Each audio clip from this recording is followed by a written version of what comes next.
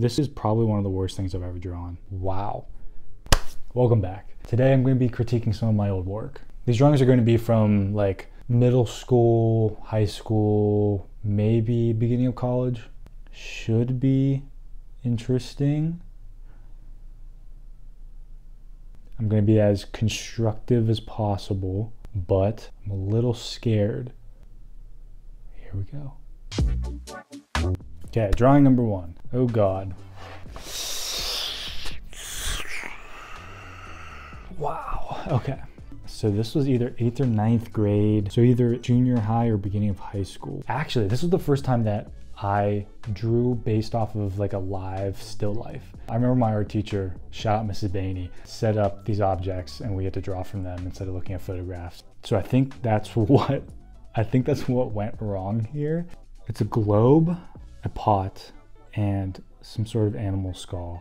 Okay, let's start with the globe. Honestly, the shading isn't terrible. The values, my lightest, I just used the white of the paper. And then my darkest, it's pretty dark. Having like a blending stump or preferably like just a tissue would have really helped blend that together better. I mean, you can see the pencil strokes. I was definitely rushed or antsy to finish. I mean, I don't know, did I freehand that circle? The circle's not bad, especially if I freehanded it. A little more range value and definitely some sort of blending object to help blend that a little better. That pot is very two-dimensional. What are those shapes? Threw in some cracks. I mean, okay. Second to bottom row, those don't look terrible. I have the light coming in from the one way and the shadow on the other side, and they look like they're indented a little bit.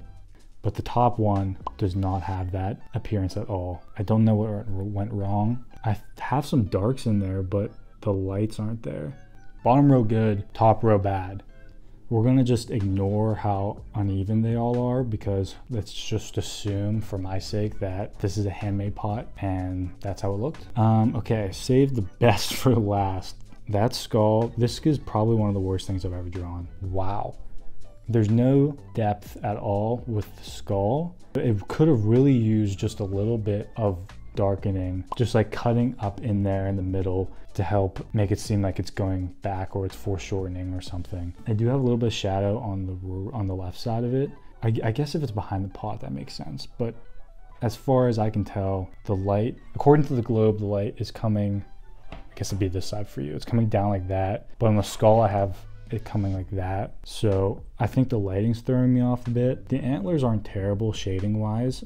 I'm consistent with the shadows. I just need more midtones because it's either like pitch black or it's the color of the paper. I need to throw in just like an H or an HB in there just flat, just cover the whole thing so there's no white, because I am literally using the white of the paper for everything that's not a shadow. I think that was my big thing. Texture, I think I'm on the right path. I just sucked with the values. And I stress this all the time. Someone that's starting out with hyperrealism or photorealism, they always ask, oh, you know, what's the best advice you can give me? And I always say, no matter how detailed you make something and how good those details are, if you don't get the values right, it's not gonna look good.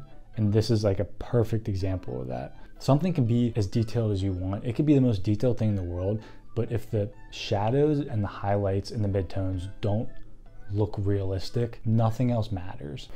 Okay, get this one off of my screen. Okay, next up we have this hand and this rose that I did, same year, but I think I did this afterwards. I think this is just another example of that, but it's better. We got a lot of interesting textures going on here. I definitely knew my way around a blending stump. The values are good for the most part. We're still lacking those midtones. I guess I just didn't understand. If you take out the outline of the rose, it's the same shade as the paper, other than the shadows. But I do like how I made the hand super gritty and the rose the complete opposite. It's very soft. I definitely overboard with the hand. You know how they say, sometimes less is more? Someone should have told me that while I did this. I do think, well, 2016, so I was 15 years old. I'm pretty proud of that for 15. Step in the right direction. This is all graphite. I'll let you know when we introduce charcoal. But I can't look at this drawing because of the arm. Oh. So I think the story goes, I used a reference photo for the hand and then a reference for the rose. But the reference for the hand cut off right at the wrist. I wanted to extend it over to the end of the paper. So I was like, you know what, screw it. It shouldn't be that hard to just, carry on what's going on. I didn't take into account the lighting at all. That arm is the most two-dimensional thing in the world. It honestly takes away from the entire hand. I should have just had the shadow on the bottom, but I didn't know what to do, so I threw it on the bottom and the top, and that makes it so flat. And those veins going up, it should go with the circular shape of the arm, but it doesn't. God, that's definitely the worst thing about this drawing. Other than that though, if we can just crop it, wrist over, then I'm pretty happy with it. Just, again, we need more midtones, and sometimes less is more. Okay, we're now at high school. I remember doing this for my portfolio to get into AP art. So I made this still life with a bunch of objects in my room. That's my favorite hat, some glasses, a mirror. This is just very dull, and I hate how the background is as light as that sleeve. That's such an eyesore. So let's start with what I think looks good. I think the hat looks really good. The hat is very felt-like, and I think the texture used gives that off. I think the vinyls look really good. I remember spending a lot of time trying to get those lines super straight with a pencil, and I think the darks look really good there. I think the texture on the sleeve cuff is really nice. These are pretty evenly spaced. Did I spend my whole budget on that part? I think I'm starting to realize that values are just as important, if not more important, than the texture and the detail. And that's showing with a lot of these. That fire is atrocious. I remember I was like, I really want to throw in an element that's very obviously not there, but adds some drama to it. Yeah, that fire is so bad. It's so glowy and cartoony. I shouldn't have done that, and I regret it, and I'm sorry. This would have looked so much better with a black background. If I would have just filled it in with charcoal in the back, that would have made this look so much better. Everything would have popped. The higher the contrast, the better it looks. That's a little industry secret. But yeah, I think I'm definitely on the right track. My tones are getting better. My detail's getting a little better. Yeah, it's not bad. It got me into the class. So, okay, next. So this is my first attempt at charcoal. This was done entirely with charcoal. It's a portrait of an artist I liked at the time. Right away, when you zoom in, you can see that I used charcoal specific paper, which again is a big no-no right now. If you're trying to do hyperrealism or photorealism, because you just can't achieve really minute details with this paper because you can see the ridges right away. So right there, that's the big thing I noticed. But again, this had to be charcoal only, so I wasn't allowed using other paper. This is for an art class in high school. The background looks good. I'm actually surprised it turned out that good. It's a little uneven, but all things considered, I don't like the use of the white charcoal. So white charcoal has a little bit of a blue hue, a blue tint, and it's very obvious in the hair, and I think it just looks bad in comparison to the white of the paper. I try to avoid using it as much as possible right now, but at the time I didn't really know how to approach hair and add those highlights, and it's tough without acrylic paint, just using charcoal.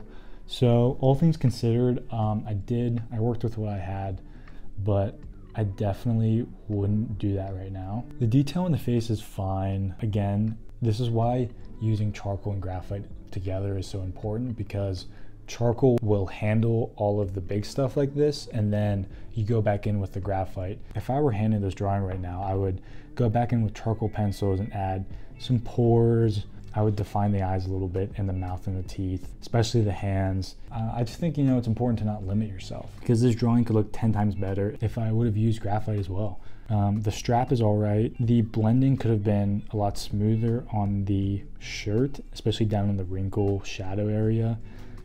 If I would have just used a tissue and just softly blended that out, I think it would have looked a lot better. But yeah, it's for first charcoal, I was pretty proud of it. And you can see some of the streaks in the back. That's where the charcoal powder comes into play. I should have just lightly applied that, but you live and you learn. My favorite part is the neck. I think the neck texture is really good, and I think the shadow looks pretty realistic. And last but not least is my first full attempt at charcoal and graphite together. So I did this at the beginning of the pandemic. I wanted to challenge myself. I was like, okay, let's spend a couple weeks on a drawing to really try to do this charcoal base graphite detail. And I'm really happy with how it's turned out. I think all things considered, this was a really good first attempt. Again, sometimes less is more. I definitely did some overkill with the contrast for sure. Really dark shadows and really strong highlights. I did use acrylic for the highlights, which I still use now, but very subtly. This is kind of in your face. Like, that signature has no business being that bright. I think I did well with trying to get the tones right with the charcoal and the detail right with the graphite. For the most part, it's pretty realistic other than the high contrast. And I think the textures are pretty well done. The pores on the cheeks could have been a little smoother. They're basically just dots. They're not really reinforced with highlights. Kind of the wrinkles on the forehead look pretty good. The nose isn't bad.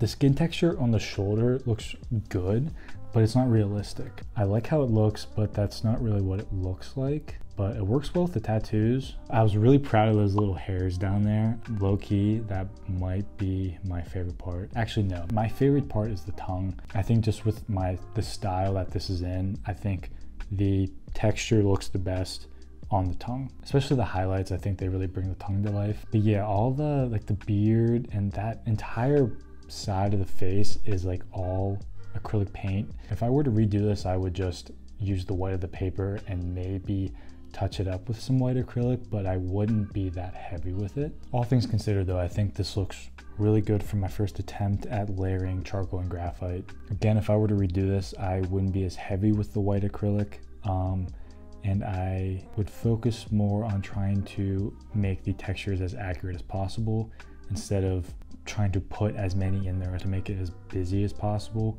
Again, I've fallen victim to sometimes less is more. Okay, that is the end of that. That was fun. I enjoyed the trip down memory lane. I think it's cool to see the progress I've made the past couple years and exactly where I improved on certain things up until where I'm at. But yeah, I hope you enjoyed seeing some of my old work, which I don't really show a lot of people. If you want to see more of my art, make sure to check out my website, Instagram, and TikTok. If you're interested in buying limited edition prints, they're on my website as well. I'll put the link below. And if you're interested in buying an original, that's also below. If you want to see more, make sure to subscribe. Appreciate you being here, and hopefully I see you soon.